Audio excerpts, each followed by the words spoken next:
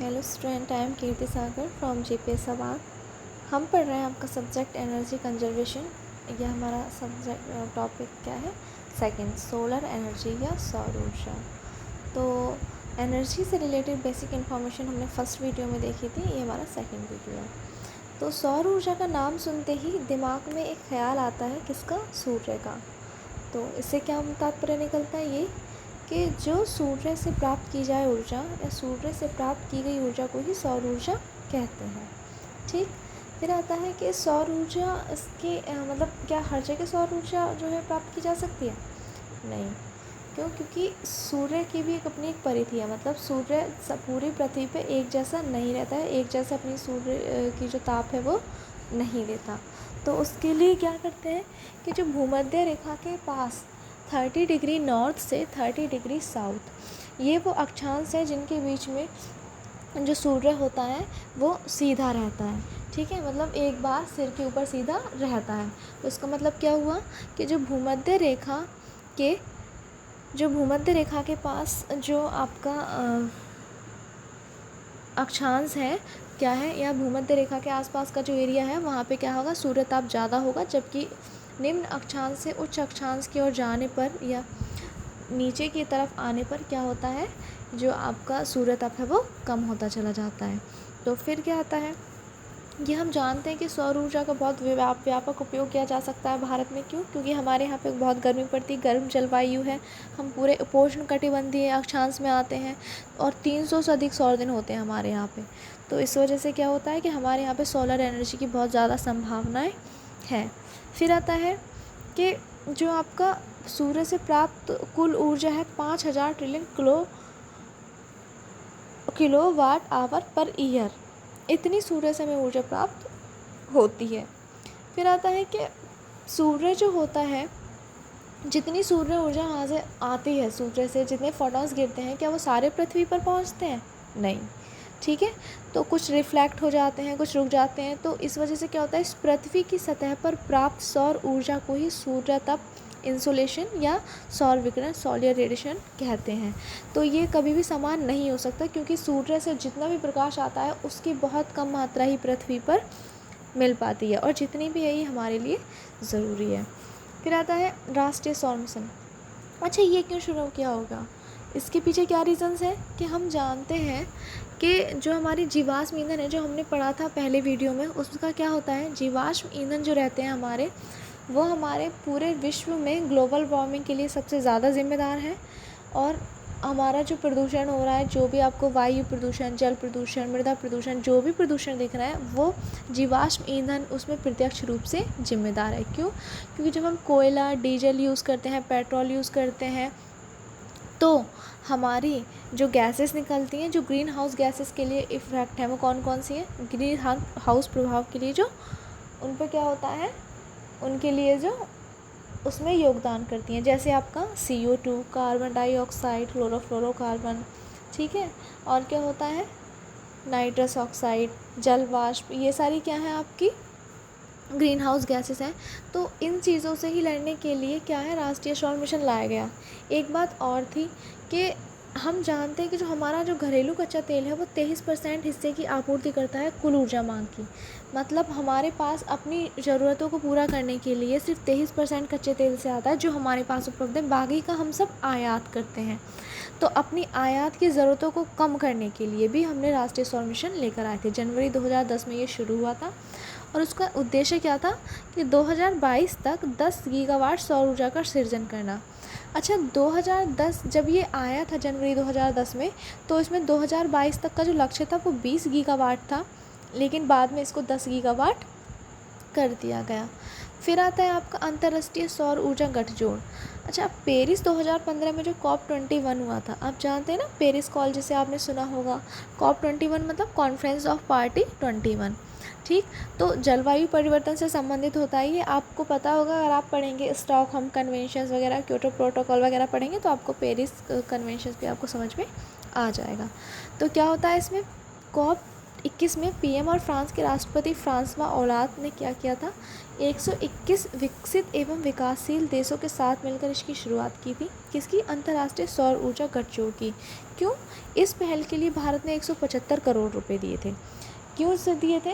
क्योंकि हमारे देश में सोलर एनर्जी की बहुत सारी व्यापक संभावना है, और भी देश ऐसे हैं जहाँ पे सोलर एनर्जी की संभावनाएं मौजूद हैं। तो उसके लिए क्या किया था कि जो हमारा जो इसका एक मिशन था वो ये था कि एक कमेटी बनाई जाए जो अनुसंधान, रिसर्च सौर ऊर्जा पर, और इसको कैसे प्रभावी बनाया जाए, कैसे ये इसमें और रिसर्च हो, कैसे इसमें और तरक्की करें, इसके लिए क्या किया था, अंतर्राष्ट्रीय सौर ऊर्जा गठजोड़ बनाया गया था। तो ये क्या होता है आपका, ये आपका सोलर एनर्जी से ही रिलेटेड है, ठीक है। तो फिर आता है आपका नेक्स्ट सौर ऊर्जा का उपयोग। अच्छा, सौर ऊर्जा के उपयोग की जब बात आती है तो हमारे दिमाग में आता है कि सूर्य, क्या सिर्फ सूर्य ही जो है आपका सोलर एनर्जी का वो है स्रोत? तो हाँ, इट्स ट्रू, आपका जो सोलर एनर्जी का स्रोत है वो सूर्य ही है। और इसके लिए तो अच्छा, हम कहते हैं कि जल बिना जीवन नहीं, इट्स ट्रू, जल बिना जीवन नहीं हो सकता, लेकिन क्या सूर्य बिना जीवन हो सकता है? ये सोचने वाली बात है। क्यों जल बिना जीवन नहीं होता है तो सूर्य बिना भी जीवन नहीं हो सकता। क्यों? क्योंकि सूर्य ऊर्जा का जो उपयोग होता है सबसे ज़्यादा वो कहाँ होता है? पौधे के लिए प्रकाश संश्लेषण क्रिया में। प्रकाश संश्लेषण क्या होती है? जो पौधे होते हैं अपने वायु की उपस्थिति एवं क्लोरोफिल की उपस्थिति एवं पानी की उपस्थिति, ठीक, इनकी उपस्थिति में क्या करते हैं, जो अपना खाना बनाते हैं, ठीक है, वो क्या कहलाता है आपका? प्रकाश संश्लेषण क्रिया कहलाती है। वायु की उपस्थिति में क्यों? क्योंकि वायु से इन्हें CO2 मिलता है, कार्बन डाइऑक्साइड। फिर आता है पृथ्वी को गर्म रखने में। अब जैसे ही नाम आता है पृथ्वी को गर्म रखने में, हम एकदम ग्लोबल वार्मिंग पे पहुंच जाते हैं जो भयंकर रूप में इस समय चल रही है। तो सूर्य का देखो इसमें कोई रोल नहीं है, बेचारा सूर्य की क्या गलती है? उसने तो नहीं कहा था हमसे ओजोन डिप्लीशन के लिए कि आप इतने ज़्यादा CFC जो है वातावरण में छोड़ो, आप CO2 का उत्सर्जन इतना बढ़ा दो कि सांद्र हो जाए पूरा, उन्होंने तो नहीं कहा था ना। तो यही है कि पृथ्वी को गर्म रखने में भी सूर्य का उपयोग है। सोचो, अगर सूर्य ही ना होता तो पृथ्वी क्या रहने लायक होती? यहाँ का जो तापमान है, टेम्परेचर है, जो मनुष्य को या प्राणी के लिए आवश्यक है वो होता नहीं। पृथ्वी बहुत ठंडी होती अगर सूर्य ना होता तो। पृथ्वी को गर्म रखने में भी सौर ऊर्जा का यूज़ होता है। फिर आता है सूर्य से जो ऊर्जा और सेल के अंदर एकत्र की जाती है। जो सौर ऊर्जा होती है वो सौर सेल आती है, उसके अंदर इकट्ठे करते हैं और इसे बिजली या अन्य प्रयोजनों के लिए प्रतिस्थापन के रूप में उपयोग करते हैं और इसीलिए उसमें संग्रहित किया जाता है। इसका एक अच्छा बेनिफिट क्या है? मेंटेनेंस कॉस्ट कम है, मतलब रख रखाव, और प्रारंभिक लागत इसकी अधिक होती है। फिर आता है आपका और कहाँ यूज़ होता है? सोलर कुकर, सोलर हीटर, आजकल रेफ्रिजरेटर भी आ रहे हैं सोलर ऊर्जा वाले, तो हमारा इन सब में सौर ऊर्जा का उपयोग हो रहा है। अच्छा, एक इसमें इन्फॉर्मेशन ये है जो न्यू है कि अन्नामलाई विश्वविद्यालय, IIT खड़गपुर एंड कृषि विश्वविद्यालय लुधियाना ने सौर ड्रायर के उपयोग से धान, मिर्च, गोला इत्यादि को सुखाकर व्यापार की एक नई दिशा खोल दी।